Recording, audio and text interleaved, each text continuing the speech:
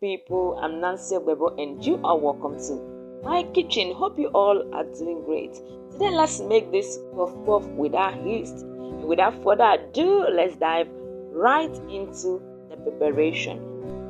So this is my self-rising flour, and you can do this at home. As we're using 2 cups of flour, you add 1 tablespoon of baking powder and 1 teaspoon of salt.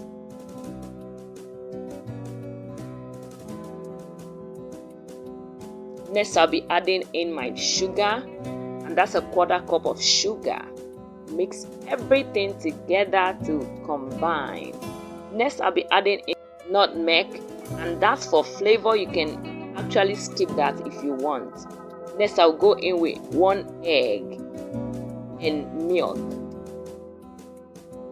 So I'm gonna stir this together.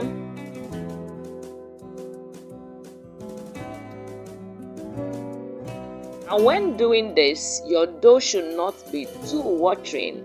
It should be the one you can handle with your hands, okay?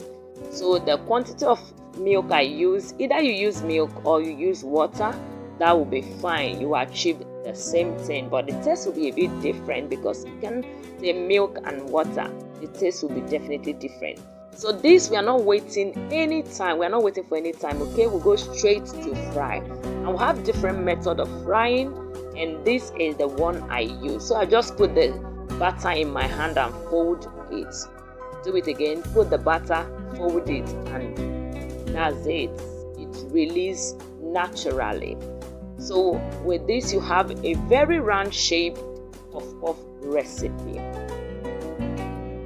and it was soft. It was soft. So without yeast, for yeast you have to wait for hours, maybe 1 hour, 30 minutes, and the rest. But this one, it does not require any waiting. Okay, you go straight after the mixing of the butter. You go straight to fry, and the result is still okay. And this was my final look. It came out so beautifully and round, and the taste was on point. So this is my final look. Thank you everyone for always coming back to watch me. I truly appreciate all your support, and I'm not taking your love for granted. Look at how beautiful this is.